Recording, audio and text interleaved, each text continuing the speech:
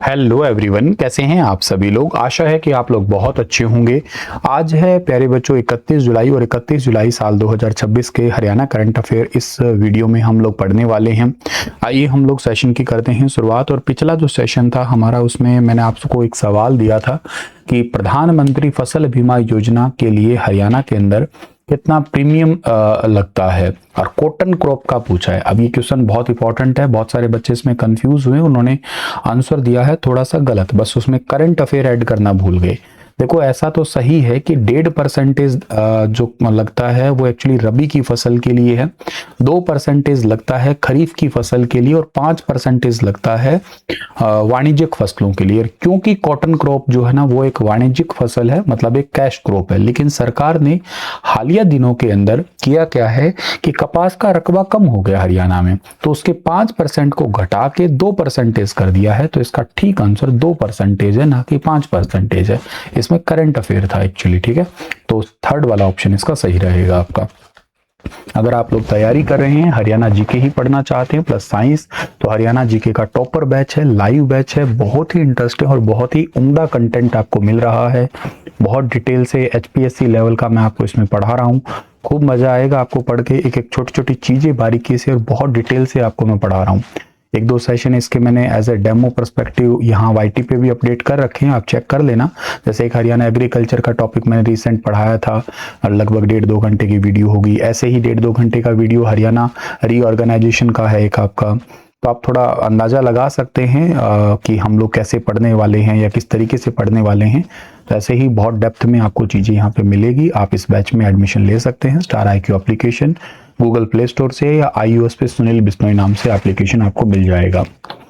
हाल ही में किस हरियाणवी गीत को Hollywood film Spiderman brand new day के इंडियन प्रमोशन कैंपेन के लिए चुना गया है? तो हरियाणा के इतिहास में सबसे पहला गीत है जिसको Hollywood film Spiderman brand new day इसके लिए चुना गया है। तो स्पाइडरमैन ब्रांड न्यू डे जो है ना, इसके लिए चुना गया है बरसात को। ऑप्शन नंबर बी इसका ठीक रहेगा।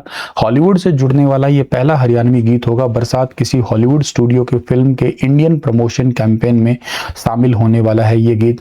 स्पाइडरमैन ब्रांड न्यू डे के इंडिया प्रमोशन कैंपेन के लिए इसे विशेष रूप से चुना है, और इस गीत को हॉलीवुड फ्रेंचाइजी स्पाइडरमैन की फिल्म के लिए चुना गया है। 9 जून को सोनी म्यूजिक इंडिया के साथ रिलीज हुआ है ये, और सोनी पिक्चर्स एंटरटेनमेंट इंडिया और सोनी म्यूजिक इंडिया ने इसे पीटर पार्कर की इमोशनल जर्नी को दिखाने के लिए सिलेक्ट किया है वैसे। और अगर मैं बात करता हूँ यहाँ पे, तो ये जो गीत है, गायकों की पिछली जो उपलब्धि है इनमें गायक है सुमित और अनुज है। और इससे पहले आया गाना बैरन भी बहुत ज़्यादा पॉपुलर हुआ था, इंटरनेशनल लेवल पे बिल बोर्ड तक अपनी पहुंच जो है ना बनाई थी ये। इसके अलावा यूट्यूब पे बंजारा नाम से इन्होंने ये चैनल भी चलाते हैं। बंजारे सुमित और अनुज है, ये गांव संडवा जिला भिवानी के रहने वाले हैं। ये दोनों चचेरे भाई हैं एक्चुअली, और कोरोना लॉकडाउन के दौरान इन्होंने सिंगिंग की शुरुआत की थी। और सुमित बीटेक है, अनुज पोस्ट ग्रेजुएट है पॉलिटिकल साइंस में। पहला गाना 2019 में इन्होंने लिखा था, 24 में रिलीज किया था इन्होंने। 16 में लॉकडाउन के दौरान ही इन्होंने, लॉकडाउन के मतलब बाद में ये म्यूजिक की शुरुआत की थी। पूरी एनिमेटेड गानों पर इन्होंने काम किया था पूरी तरीके से। बैरन ने देश भर में बहुत अच्छे तरीके से इस गाने से इनको पहचान मिली थी, और बिल बोर्ड तक पहुंचने के बाद इनको नेशनल लेवल पे पहचान मिली थी। अब जो बरसात गाना है, स्पाइडरमैन इंडियन प्रमोशन कैंपेन का हिस्सा बन गया है ये।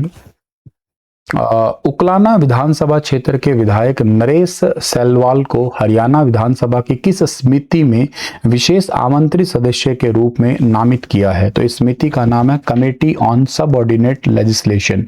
अधीनस्थ विधान समिति के इनको अभी सदस्य आमंत्रित किया गया है। विधायक नरेश सेलवाल को हरियाणा विधानसभा की अधीनस्थ विधान समिति में विशेष आमंत्रित सदस्य साल 2026-27 की जो बाकी बचा हुआ समय है उसमें विधायक अनिल यादव को इस समिति के सदस्य के रूप में भी शामिल किया है। अन्य इसके अलावा ये 29 जुलाई से इनकी जो नियुक्ति है वो प्रभावी मानी जाएगी। आपका ये सवाल होगा कि कमेटी ऑन सबऑर्डिनेट लेजिस्लेशन है, ये होती क्या है? तो अगर मैं कहता हूं इसको हिंदी में, तो हम कहते हैं अधीनस्थ विधान समिति कहते हैं। ये विधानसभा के किसी सब्जेक्ट पर मुख्य कानूनी यानी कि एक्ट या अधिनियम जो पारित किया करते हैं ना, तो वो उसी का ही काम है। लेकिन इस कानून को लागू करने के लिए rule, regulation, bylaws, order, notification ये सरकार या इससे रिलेटेड डिपार्टमेंट बनाते हैं। इन्हें ही सबऑर्डिनेट लेजिस्लेशन यानी कि अधीनस्थ विभाग कहते हैं हम लोग। तो ये बेसिकली मान के चलो कि कोई एलिजिबल स्टूडेंट है, उसको सरकारी स्कॉलरशिप जो है ना वो दी जाएगी।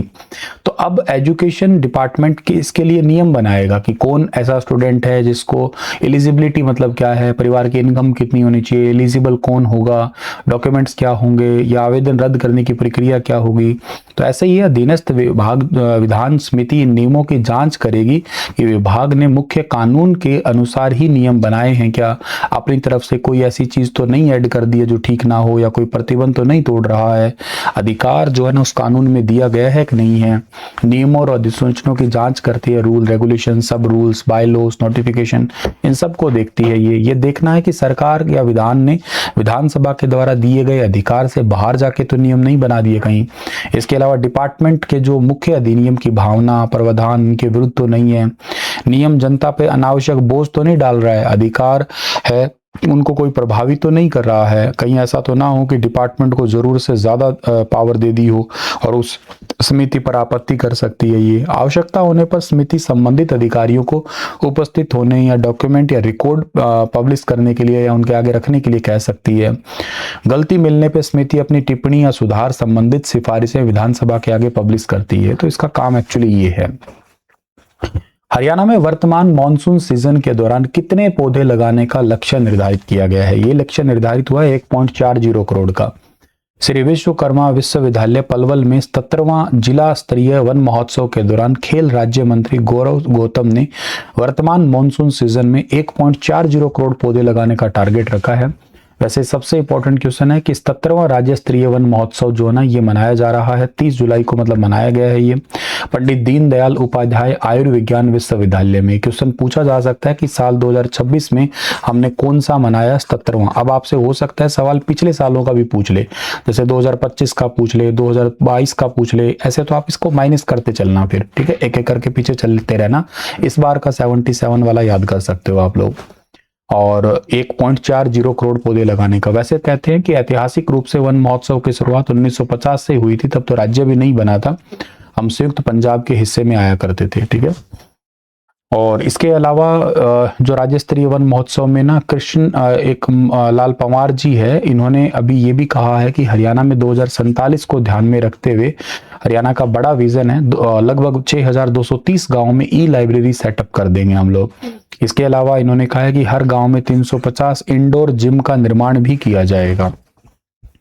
कॉमनवेल्थ गेम 2026 में जैस्मिन लंबोरिया ने किस भार वर्ग में सेमीफाइनल में अभी हाल ही में एंटर किया है? 57 किलोग्राम भार वर्ग में सेमीफाइनल में एंटर किया है। कॉमनवेल्थ गेम में जैस्मिन लंबोरिया ने तो 57 किलोग्राम भार में एंटर किया है। इंग्लैंड की एलिस ग्लिन को हरा के सेमीफाइनल में जगह बनाई है। 2021 से ही खेल कोटे के माध्यम से भारतीय सेना में कार्यरत नहीं है।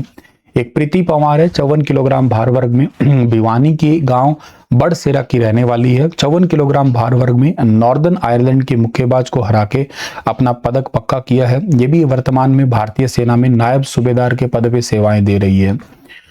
इसके अलावा प्रिया घनघस है, 60 किलोग्राम भार वर्ग में भिवानी के गांव धनाना की रहने वाली है।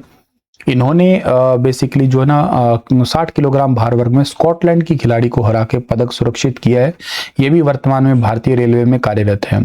तो पदक पक्का करने वाली इन तीनों महिला मुक्केबाजों का संबंध हरियाणा के भिवानी जिले से ही है। और भारत का मिनी क्यूबा वैसे भी भिवानी कहलाता ही है। एग्जाम में क्वेश्चन पूछे जा सकते हैं, गांव पूछे जा सकते हैं, एरिया, कुछ भी आपसे सवाल पूछे जा सकते हैं, याद रखना। बाकी आगे डिटेल जो आएगी तो बताऊंगा ही। हरियाणा मंत्रिमंडल ने किस जिले में कुसुम इंटरनेशनल यूनिवर्सिटी स्थापित करने के लिए विधेयक लाने का मंजूरी दी है? तो ये रेवाड़ी जिले के अंदर कुसुम इंटरनेशनल यूनिवर्सिटी है, ये सेटअप की जाएगी। एक तो पॉइंट ये भी आप लोगों को यहां से याद करना है। और इसके अलावा जो है ना आप लोगों को यहाँ से और क्या याद रखना है सर, और आप लोगों को ये याद रखना है यहाँ पे ये तो चलो ठीक है, सजा तो सॉरी माफ करना, रेवाड़ी जिले के अंदर जो है ना विधेयक तो चलो ठीक है ला ही दिया। एक और भी इसी से रिलेटेड आपके लिए क्वेश्चन बनता है यहाँ पे कि हरियाणा मंत्रिमंडल ने हाल ही में किस आयोग के गठन को मंजूरी दी है।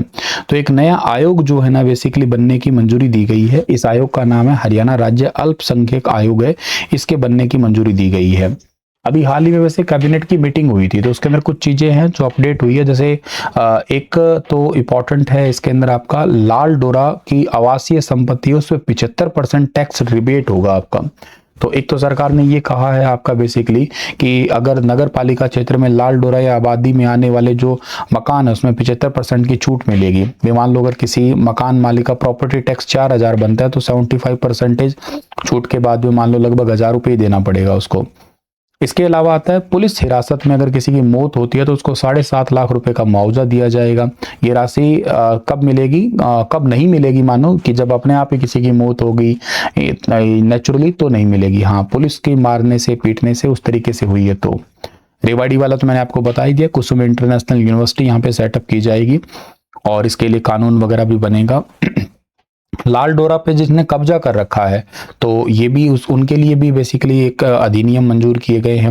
मतलब ऐसा समझो कि कोई 75% छूट से संबंधित तो चलो ठीक है, लेकिन संपत्ति पर अगर कानूनी मालिकाना अधिकार देने से संबंधित है, अगर वो कानूनी दे नहीं रहा है, जैसे मान लो ऐसा समझिएगा कानूनी स्वामित्व अधिकार देने के नियम मंजूर है, इसमें एलिजिबल व्यक्ति के पास में संपत्ति का कानूनी रिकॉर्ड तैयार हो सकेगा, उसको बेचना, उसके लिए ऋण वगैरह है, उसके लिए मंजूरी दी गई है। शहीदों के लिए भी बातें हुई है, जैसे शहीदों के परिवार को अनुकंपा के आधार पे समय सीमा के अंदर ही नौकरी और बाकी नियम उनको हेल्प मिलेगी। पटवारी की ट्रेनिंग अब 18 महीने से घटा के 12 महीने कर दी गई है और ट्रेनिंग के दौरान उनको जो नियमित वेतन है वो भी मिलेगा। इसके अलावा इलेक्ट्रिक व्हीकल पर 100% मोटर वाहन छूट मिलेगी। मतलब 2 पहिया है, तिपहिया है, 4 पहिया वाहन है तो उन सब पे जो है ना वो 100% मोटर व्हीकल टैक्स एग्जम्पशंस मिलेगा उनको। हरियाणा में एक अल्पसंख्यक आयोग भी बनने वाला है जो कि इससे जुड़े हुए समुदाय है उनकी शिकायतें या उनके लिए योजनाओं या उनके अधिकार के लिए काम करेगा। इसके अलावा जो है ना नई संपत्ति कर की बात अगर मैं करता हूं यहाँ पे तो प्रॉपर्टी टैक्स सिस्टम को लागू किया जाएगा। थोड़ा इजी है, थोड़े शब्द जो है ना उसके इजी कर दिए गए हैं। एमएसएमई की बात करते हैं तो छोटे और मझले उद्योग हैं उनको स्टार्टअप में हेल्प किया जाएगा, जैसे स्टेट वेंचर कैपिटल फंड है या sector based credit guarantee fund है। तो ये बेसिकली से वेंचर फंड जो होता है ना आपका, इसका मतलब क्या है, इसका मतलब होता है कि उभरते हुए जितने भी व्यवसायी है उनको इन्वेस्ट करवाने में हेल्प करना। और क्रेडिट गारंटी फंड का मतलब है बैंक लोन लेने में गारंटी की समस्या को कम करने का नियम बनाया जाएगा।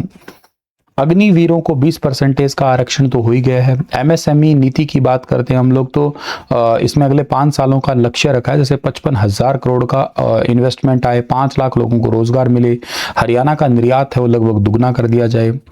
प्रधानमंत्री आवास योजना 2.0 है, उसमें स्टाम्प ड्यूटी पे छूट मिल रही है। अगर कोई 60 वर्ग मीटर तक के मकान पर स्टाम्प ड्यूटी और रजिस्ट्रेशन फीस है दोनों में ही, और इकोनॉमिकली वीकर सेक्शन के लिए भी ये मंजूरी है। वैसे प्रोग्रेसिव एमएसएमई नीति भी है, progressive MSME and export promotion policy है। इसका मतलब यही है कि हरियाणा में रोजगार और उद्योगों को सहायता देना।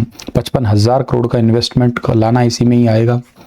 इसके अलावा महिलाओं के नाम पे कोई साधन खरीदता है तो उसको 20 लाख रुपए तक का नॉन ट्रांसपोर्ट व्हीकल खरीदने पे एक्स शोरूम कीमत में 1% के बराबर मोटर व्हीकल में उसको छूट मिलेगी। मतलब मोटर वाहन टैक्स है उसमें छूट मिलेगी, ठीक है। नेक्स्ट आता है आपके पास में हरियाणा सरकार सीईटी पास बेरोजगार युवाओं को सक्षम युवा योजना के तहत मान्यता कब से देगी? 1 नवंबर 2026 से देगी। 100 घंटे का काम करना होगा उनको, वही सक्षम योजना में जैसे होता था। हरियाणा में लगभग 5,40,428 सीईटी पास युवा अभी हैं और प्रधानमंत्री विकसित भारत योजना के चलते हरियाणा देश के टॉप 10 राज्यों में शामिल है। अब तक 51,000 युवाओं को रोजगार दिया है, ऐसा आंकड़े कहते हैं। और इसके अलावा पंचकुला और गुरुग्राम में एआई हब बनेगा। एआई रोबोटिक्स और ड्रोन ट्रेनिंग सेंटर बनेंगे करनाल, पंचकुला और पानीपत में बनने वाले। इसके लिए लगभग 20 करोड़ का बजट होने वाला है आपका, ठीक है। 2 लाख युवाओं को ट्रेनिंग भी दी जाएगी हार्ड स्किल्स की। वैसे फतेहाबाद में श्री विश्वकर्मा कौशल विश्वविद्यालय का रीजनल सेंटर बनेगा आपका, जो ये पलवल दुधौला में है उसी का ही। Entrepreneur development centre Fatehabad, Sultanpur और अनंतेड़ी में सेटअप किए जाएंगे। इसके अलावा मॉडल आईटीआई स्थापित करना और हरियाणा के हर एक ब्लॉक में आईटीआई पहुंचाना। वर्तमान में 143 में से 117 ब्लॉक में आईटीआई है। नई आईटीआई जो है ना चरखी दादरी के झोंझू कला, कारी रूपा और रणकोली में खुलेगी। जींद के पिल्लू खेड़ा, पंचकुला के बरवाला, एक इंसार में भी बरवाला लेकिन ये पंचकुला के है, और कुरुक्षेत्र के बसंतपुर और नलवी खुर्द में। नारनौल की महिला आईटीआई का आधुनिकीकरण किया जाएगा। हरियाणा में वित्तीय वर्ष साल 2026-27 से नई प्रॉपर्टी टैक्स व्यवस्था के तहत संपत्ति का मूल्य किस आधार पर किया जाएगा, तो ये कलेक्टर रेट के आधार पर किया जाएगा। और नए नियमों में A1, A2, B, C ऐसे शहर रखा है। A1 में गुरुग्राम, फरीदाबाद, मानेसर आता है। A2 में अंबाला, हिसार, करनाल, पंचकुला, पानीपत, रोहतक, सोनीपत और यमुनानगर नगर निगम आते हैं। B में हरियाणा के नगर परिषद आते हैं। C में नगर पालिका आती है सारी। नेक्स्ट आपके पास में अच्छा एक बात और है, संपत्तियों में 100% छूट मिलेगा 250 वर्ग मीटर तक का अपना मकान रखने वाले सैनिकों, स्वतंत्रता सेनानी या युद्ध विधवाओं के खुद के रहने वाले मकान के लिए, मंदिर, मस्जिद, गुरुद्वारा, चर्च और गौशाला के लिए, और अनाथालय, कब्रिस्तान, धर्मशाला, सरकारी हॉस्पिटल या सरकारी शिक्षण संस्थान, और जो कृषि भूमि है फ्री की बिना शुल्क की पार्किंग स्थल है उन पे टैक्स पे छूट रहेगी। आज का सेशन इतना ही है। आपके लिए सवाल छोड़ रहा हूं। दूसरे परिसीमन प्रक्रिया के बाद हरियाणा में 81 सीटें कर दी गई थी, कौन से साल में, और इस साल में कितनी रिजर्व सीटें थी। वैसे तो आप तीनों ही परिसीमन बताओ मुझे कमेंट में, ठीक है। Thank you.